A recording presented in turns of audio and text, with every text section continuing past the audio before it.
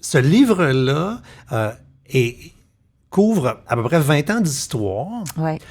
Et tu aurais pu, par la facilité, juste regarder les photos, puis faire un roman, puis dire, c'est bien correct de même. Mais j'ai l'impression que tu as fait un travail de recherche, mais hystérique, pour réussir à arriver. Juste les premières pages. On part, là, avec... on fait un bac en caoutchouc pour les condoms, puis le pourquoi du... On apprend 1 million d'affaires en 2 pages.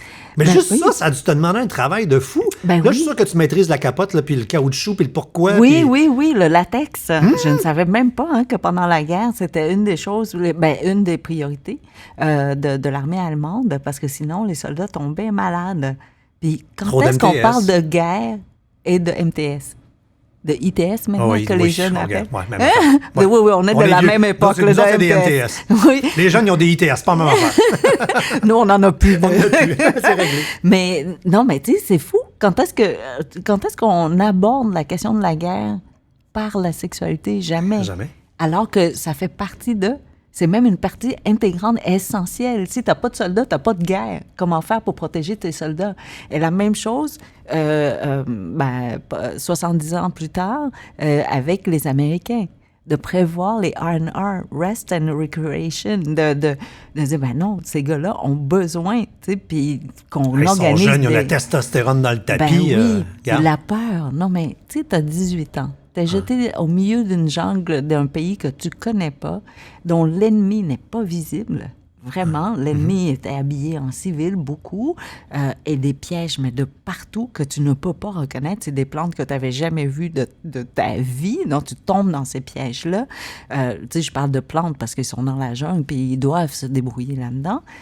Et donc, quand tu as un 3 jours de repos ou 4 jours de repos, je suis désolée, mais oui, tu recherches un confort, ne serait-ce que juste être à côté d'un humain puis ne pas avoir peur de mourir. Oui. Ne serait-ce que clairement. ça. T'sais, donc, oui. Parce que c'est aussi ça, faire l'amour. Oui. Et ça le dit, faire l'amour. Non. C'est pas faire la guerre, c'est faire l'amour. Et ces garçons-là étaient obligés de faire la guerre et l'amour. Ouais. T'sais, côte à côte, là. C'est fou, là. Et donc, je peux pas, comment dire, oui, on peut parler de prostitution, de ci, de ça. Pour moi, non.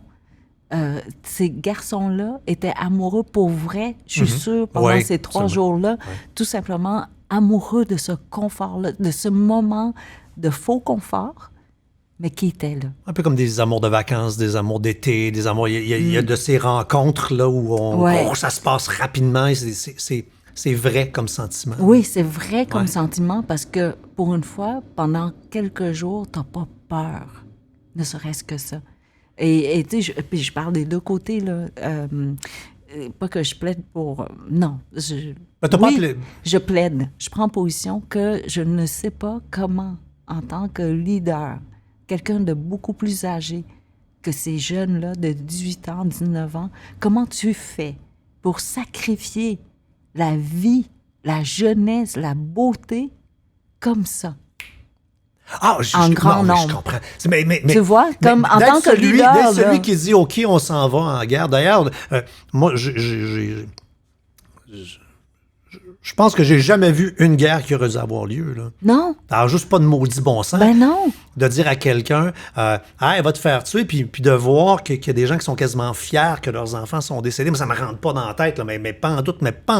Non, Zéro. non, vraiment. Non, mais c'est parce qu'on peut pas mettre la faute sur ces jeunes-là. C'est pas eux qui ont décidé cette guerre-là. Non. C'est les leaders. Mais tu vois, quand t'es leader, par contre, c'est peut-être facile de le faire parce que t'es tellement loin que t'as pas les mains dans le sang. Tu le vois même pas.